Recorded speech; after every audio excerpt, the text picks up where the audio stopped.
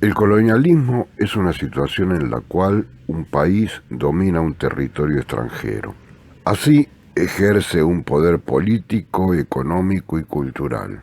El colonialismo implica entonces que el país colonizado es dependiente del otro. En consecuencia, su gobierno o autoridades no pueden tomar decisiones en forma autónoma. Usualmente se refiere al dominio ejercido por un país con poder e influencia a nivel mundial, que se denomina la metrópoli, sobre otro menos desarrollado, que se conoce como colonia. La colonización puede darse para explotar un recurso natural, como los minerales o materias primas que existen en naciones dominadas. Incluso algunos se refieren a esto como un saqueo. En todo caso, lo que es cierto es que los intereses económicos de la nación colonizada están subordinados a lo de su colonizador, y el colonizado transfiere riquezas a su colonizador durante el periodo colonial. Se puede ejercer no solo un dominio político y económico, sino también cultural. Es decir, se incluyen ciertos usos y costumbres en la nación dominada. En el caso que nos ocupa, los países europeos impusieron su cultura, considerándola superior a la nativa.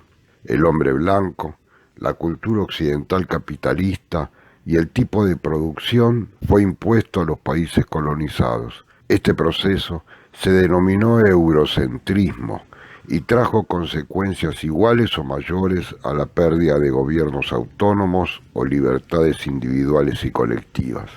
Sin ahondar demasiado en el tema, tomemos como ejemplo el caso de Tarzán, el rey de la selva africana, habitada por tribus negras. Él es blanco y de primera generación nacida en África. Mohamed Ali, un campeón mundial de boxeo negro, uno de los deportistas más importantes del siglo XX, en un reportaje hablando sobre el tema comentó: siempre quise saber por qué Tarzán era el rey de la jungla en África. Y era blanco, un hombre blanco con un pañal en África, aullando, peleando con africanos, rompiendo mandíbulas de leones. Además, Tarzán hablaba con los animales, y los africanos, que habían estado ahí durante siglos, no podían hablar con los animales, solo podía Tarzán. Esta frase creo que resume el concepto de aculturación forzada que impusieron los europeos en sus zonas colonizadas.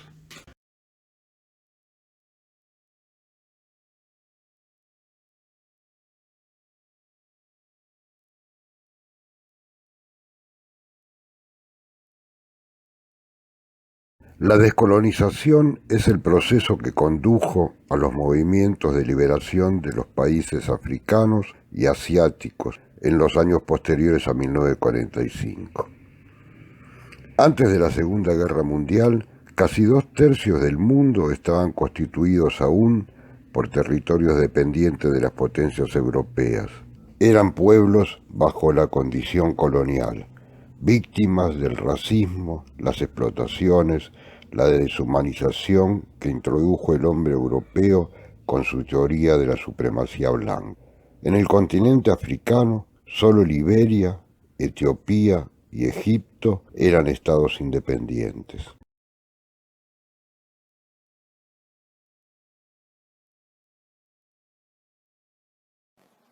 Una de las consecuencias más importantes del final de la Segunda Guerra Mundial es el agotamiento y disolución de los otrora poderosos imperios coloniales que las potencias europeas, sobre todo Inglaterra y Francia, pero no las únicas, tenían por África y Asia especialmente.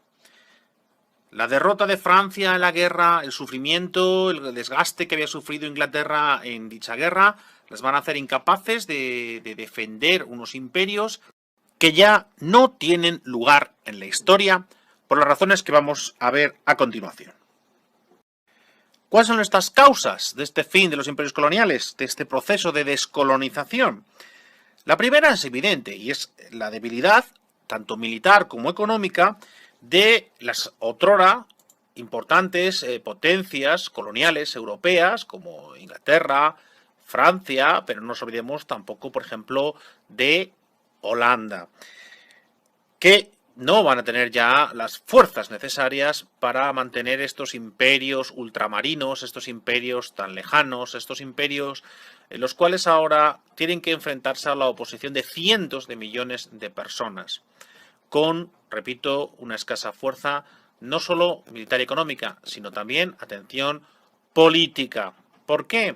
Porque ahora en estas colonias ya hay nacionalismos. La ideología nacionalista se ha extendido a lo largo del periodo de entreguerras y durante la Segunda Guerra Mundial a Asia y África, y ahora las élites locales de estas colonias aspiran a tener también estados-nación como los europeos. En un principio les costará conseguir ese apoyo popular, pero a partir de la guerra han cambiado varias cosas. En primer lugar, que la imagen de fuerza, la imagen de elemento civilizador, modernizador de las potencias coloniales se había degradado muchísimo desde el periodo de entreguerras y especialmente con una Segunda Guerra Mundial. Y por otra, el cambio político que en el mundo supone el fin de la hegemonía europea y la configuración de este mundo bipolar de la Guerra Fría, es decir, de este mundo dividido entre Estados Unidos y la URSS.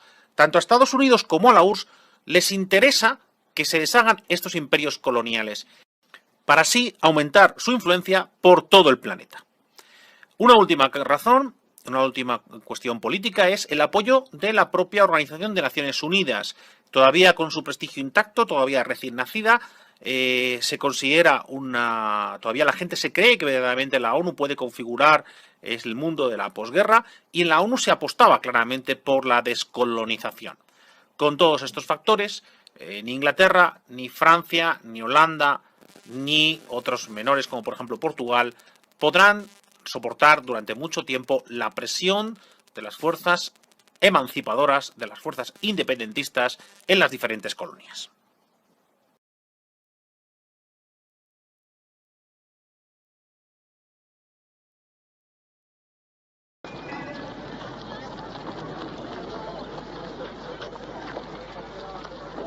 Sin embargo, estos nuevos países no querían comprometerse con ninguna de las dos facciones de la Guerra Fría. Por el contrario, querían preservar su recién lograda libertad de elección, su no alineamiento, como más tarde se ha llamado. Por sí mismos, sin embargo, eran demasiado débiles para resistir las presiones de las grandes potencias. Necesitaban actuar de manera conjunta. En 1955, representantes del Tercer Mundo, entre los que se encontraban el Pandit Nehru de la India y Zhou Enlai de China, se reunieron en Bandung, Indonesia. Aquí dejaron bien claro que sus respectivos países no deseaban estar subordinados a las grandes potencias. Y fue aquí, en Bandung, donde nació el no alineamiento. Para estos países no comprometidos era necesario concentrar todas sus energías en sus acuciantes problemas de subdesarrollo.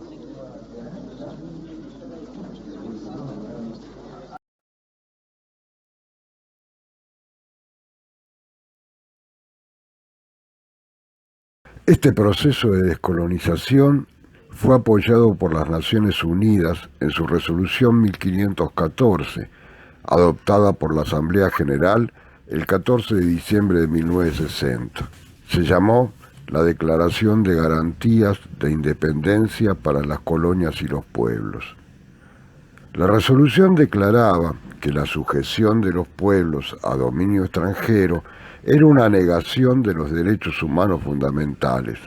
Era contraria a la Carta de las Naciones Unidas y comprometía la causa de la paz y la cooperación mundial.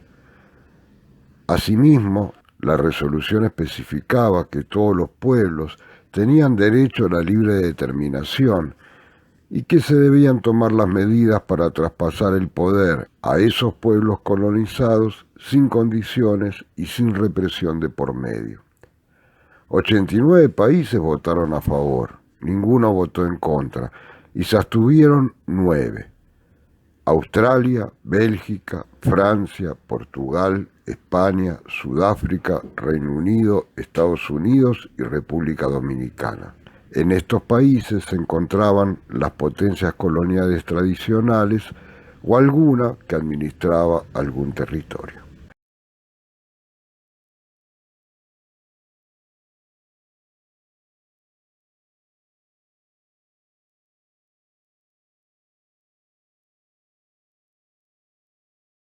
Los procesos de emancipación del mundo colonial tuvieron dos formas diferentes. Por un lado, la vía negociada con las metrópolis, que intentaron reformar el viejo sistema colonial, otorgando a las colonias reformas graduales. Así Gran Bretaña concedió la autonomía dentro del llamado Commonwealth, mundo común. También Francia sustituyó formalmente el término colonia por el de territorios de ultramar en su constitución y transformó su imperio en la Unión Francesa. Dentro de los procesos emancipatorios encuadrados en lo que llamamos vía negociada, el más interesante de estudiar es el que se corresponde a la independencia de la India, entre los años 1945 y 1947, que fuera liderada por un personaje muy particular y admirable, Mohandas Karamchand Gandhi, que quedará en la memoria popular como Mahatma Gandhi. Por otro lado, la vía de liberación fue el enfrentamiento armado con los países colonialistas de Europa. La resistencia de los pueblos colonizados por Francia condujo a largas y cruentas luchas como la liberación de Indochina, formada por Camboya y Vietnam, y de Argelia.